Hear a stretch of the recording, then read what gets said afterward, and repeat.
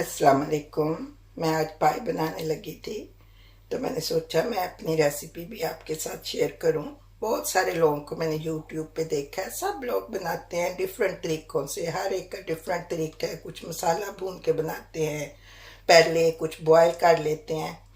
मैंने अपने घर में अपनी बड़ी बहनों और भाभीयों को इस तरह बनाते देखा और ये बहुत मज़े के बनते हैं। अगर आप भी इस तरह बनाएं और ट्राई करें, इंशाल्लाह बहुत अच्छे बनेंगे। ये मैंने एक पाया ले लिया, साफ करके धो के रख लिया।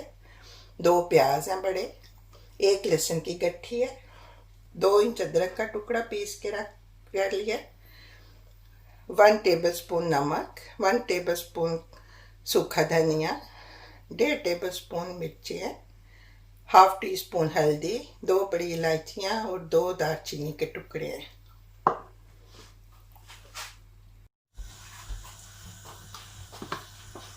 अब मैं ये इसमें डालने लगी हूँ। मैंने पोट ऑन कर लिया है, चूल्हा।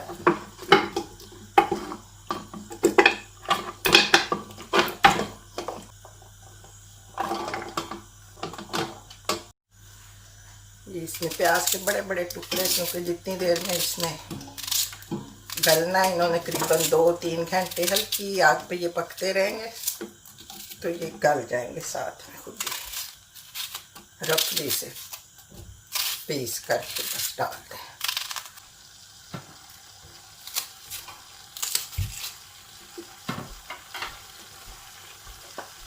ये अदरक है, लेमन क्रश किया था, और ये मसाले जो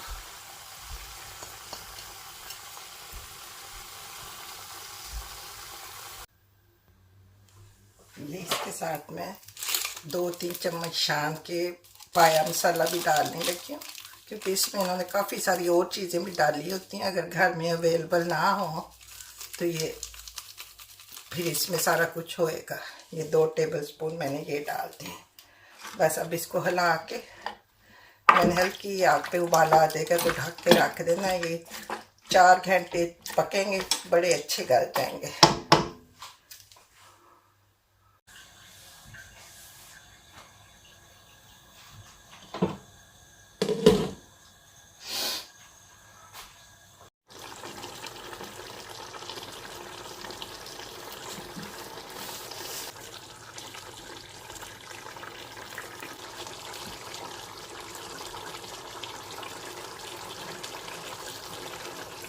अभी आधे से ज़्यादा गल गए हैं। मैं इसमें ऑयल डालूँगी, करीबन इसमें 1 कप ऑयल जाएगा अंदाज़ा।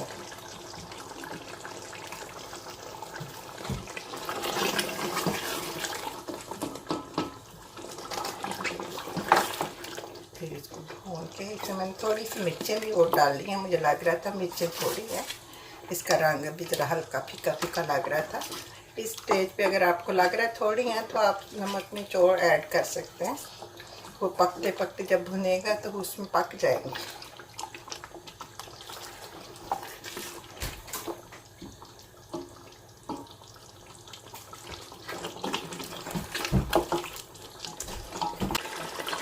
कितना अच्छे से भून गया। इसमें मैंने करीबन 1 चम्मच भर के मिर्चें और डाली हैं।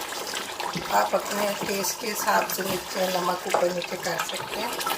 मैंने टेस्ट किया था तो मुझे मिर्चें फीकी भी लगी थी और रंग भी नहीं इतना अच्छा आ रहा था, तो मैंने इसमें 1 चम्मच और भर के मिर्चों का डाल दिया।